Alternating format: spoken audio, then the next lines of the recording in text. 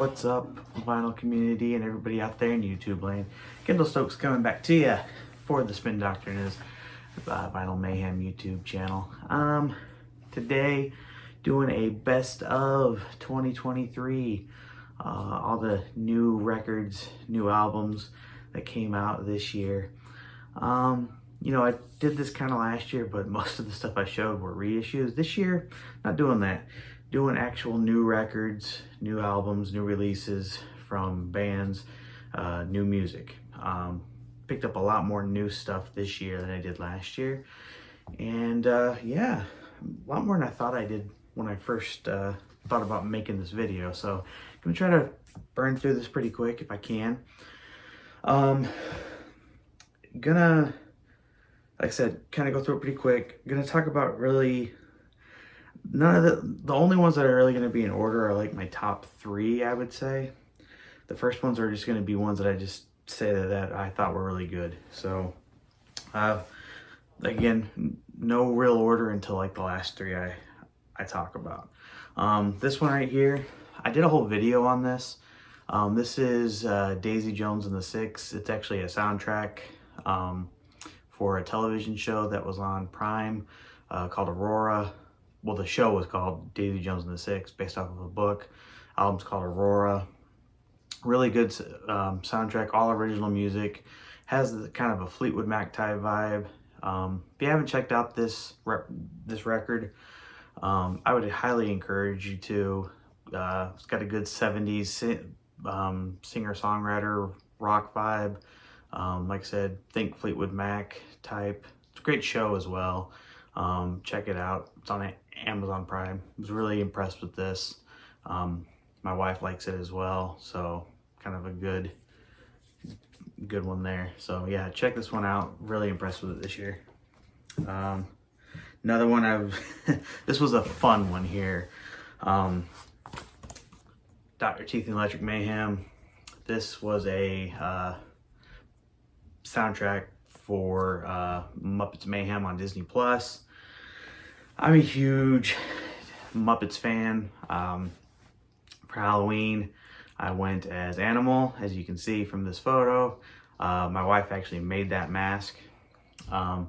But this is a real fun one right here. This came out earlier in the year. The show came out, I want to say, in March.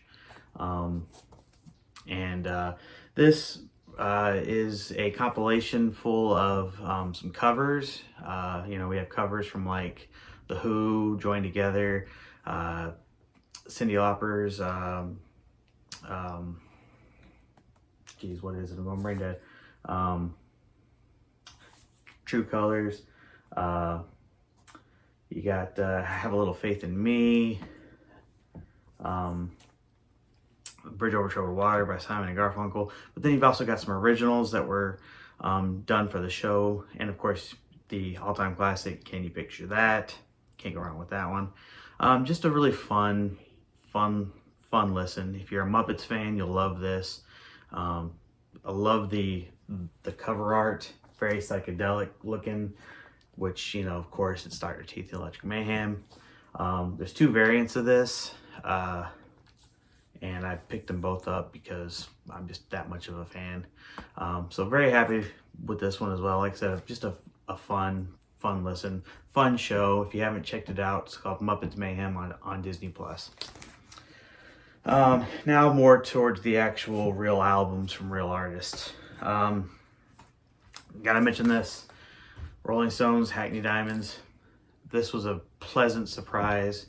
From a band that, you know, doesn't need to put out new music, but they do because they just want to. And, you know, for guys that are up close to 80 or at 80 to put out new music like this, very, very cool. Was very impressed with this record. I thought Angry was a good lead single. I know some people kind of were down on it, but I liked it. Bite My Head Off, the one they did with Paul McCartney on bass, kind of a punk song. Thought was really good. Sweet Sounds of Heaven with Lady Gaga, Stevie Wonder, playing piano or synthesizer, I guess technically. Really, really cool. Obviously, it had more of a 70s vibe to it. Really good. just like I said, very, very impressive for guys that don't have to put out any music, but still do. Just a good record, really. I mean, in my opinion, one of their better records they've done in the last 20, well, 30 years, really. So yeah, I was really impressed with this one. Very, very happy with it. Showing a country record. I don't listen to a lot of new country music, but when I do, it's normally this guy right here, Chris Stapleton. I talked about this record a few videos ago. Very impressed with this record. I love Chris Stapleton. Just his whole vibe, that southern blues rock vibe that he has with his country music. Got a little bit of soul in his voice too. Great guitar player, great songwriter.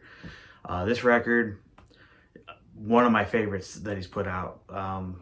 You know, his first record is amazing. His last record he put out was really good, and this one's right up there with it too. This is by far my favorite cover of any of his records, because it's got that old 60s and 70s vibe with the title and then the song listing and everything. Just very, very cool. A lot of great tracks on here. Higher is a great track. White Horse, phenomenal track. Got a truck driving song on here, love that. Just a great album in general. Been really impressed with it. So very, very, very pleased with this. Like I said, I'm just a huge Chris Stapleton fan. So if you haven't heard this one yet this year, where have you been? Great record. So down to the top last 5 I got here. And I've talked about this one already too. This was the second release from Rival Sons. This was part 2, I guess you could say. This was Lightbringer. These guys are one of my favorite newer rock bands in all of music. This was the, like I said, this came out just a few months ago. This was from their website, came on this Lemonade vinyl. This was a good one. But as you can tell from me showing you this one, that I was definitely more impressed with their first record that came out this year, but we'll get into that in a minute. Lightbringer, I think, is great. Only 6 tracks on this. You know, they could have released their album as a double album, I think, if they wanted to, but they decided to wait and do it kind of as a 2-parter. So that's the one thing I would say maybe they should have done instead, but I get it, you know. But this is a great one. I know some people said that they like this one better than their first release of the year. I'm different. I liked the other one better. This one, to me, was not as strong. I just think the other one was better. I thought the songs were stronger. Not that this one's not bad or not good or anything. That's why it's lower on my list. But just a great record still. This band has just been putting out so much great stuff lately. You can't get wrong with it. Next, The Struts. This is Pretty Vicious. This came out just last month, I believe. Or maybe it was October. No, it was the beginning of November. This is their 4th album. And I didn't know this was coming out this year. So this one kind of came as a surprise. But I really dig this album, actually, as I've listened to it more. This is a toss-up between this and their last album as my second favorite one of theirs. Just kind of a more complete album with where they were going with it, I think. Kind of like Queen had a lot of different stuff on their records, where there'd be a real strong rock song and then a real strong ballad and a real strong, you know, just banger, you know. This is kind of what this is. There's a lot of different styles and vibes on this, kind of like Queen used to do, and that's what I think they have on this. And so really impressed with this record. To me, I said it before and I say it again, if you're a Queen fan, a Stones fan, and a Bowie fan, you will dig the Struts. You will dig what they're doing. Very, very great underrated band that I think needs more airplay that needs to be talked about more. Great band. This came on a violet vinyl. Again, if you haven't listened to this band, please do. You will not be disappointed. Top 3, here we go. Number 3, this band. I did a whole video about this record and this band. This needs to get more as well. The Winery Dogs. This is the 3rd record. It had been 8 years since they released new music and they got back together. Richie Kotzen, Mike Portnoy, Billy Sheehan. Power trio. Great in-your-face rock and roll. Love this band. Was so excited when they said they were coming out with a new album. Been so long since we had heard anything from them. I mean, love this album. This originally came out in February on CD and streaming. The record itself didn't come out until August. So I've been listening to this album since February. Didn't get the actual vinyl until August. But just a great listen. Like I said, just in your face rock and roll. Richie Kotzen, a masterful guitar player, great vocalist. Think Chris Cornell type vocals. Billy Sheehan, amazing bass player. Great background vocalist, you know, all that stuff he did with Mr. Big. And then Mike Portnoy, what can you say about him as a drummer? Just phenomenal. Also a great background vocalist. That's another thing I love about this band is all of them sing. So just phenomenal. If you haven't listened to this band, look them up. This is a great record. I was so excited to finally have new music by this band. This record is so good. All of the records are great. I need to pick, sadly their stuff is not easily accessible on vinyl. So if you can find it, great. If not, buy the CDs, stream it, I don't care. You need to listen to this band. So good, so underrated. But the reason this is number 3 though is because the 1 and 2 are that good, but this is number 3 because I cannot stress how great it is to have new music from this band that has been not heard in so long. So very excited about this record and about this album and about this band. So yes, number 3. Number 2, I showed the first record, or the second record that they put out already this year. This is the first one. Dark Fighter by Rival Sons. This came out in May. This was again an album, website exclusive from the band on like a clear vinyl. This record, so good. I remember they released some singles back in like March when they were talking about this record coming out. I was so excited about it. I pre-ordered it back in January. It got pushed back because it was originally supposed to come out in March. But so good. I love the cover, just, you know, the shadowiness of the tiger coming out of the shadows. Great cover, but the songs, so good. Nobody Wants to Die.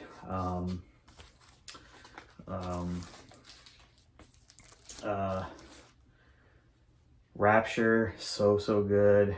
A Dark Side. Horse's Breath, oh my gosh. Bird in the Hand. Just a great, I mean, every track on here is a banger, in my opinion. Just a complete banger of an album. There's 8 tracks compared to the 6 that was on the second one that came out this year. That's another reason why I give this one a hand up.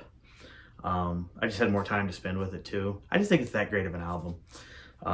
These guys are just so much on fire with the music that they're putting out. And like I said, to me, these guys are like, if you had Black Sabbath, Led Zeppelin, and Bad Company all wrapped up in one, because they got the heaviness of Sabbath, the guitar riffs of Zeppelin, and the vocals of Bad Company. Just so good. I did a whole video about their 2 albums this year, so go back and watch that as well. Same thing with the Winery Dogs. I did a whole video about them. Go back and watch that. But that's my number 2. And my number 1, I know everyone's gonna say, man, your videos, all your music, your picks are all mainstream, blah blah blah, whatever. I don't care, but that's what it is. My number 1, and I said it was gonna be my number 1 back when this album came out. I don't care. Foo Fighters. This one, I gotta tell you guys, this album to me is phenomenal, and I did a whole video about this when it came out. I already listened to it like 3 or 4 times, I think, when it came out. I streamed it. I listened to the vinyl. Sorry, I'm just looking at some stuff.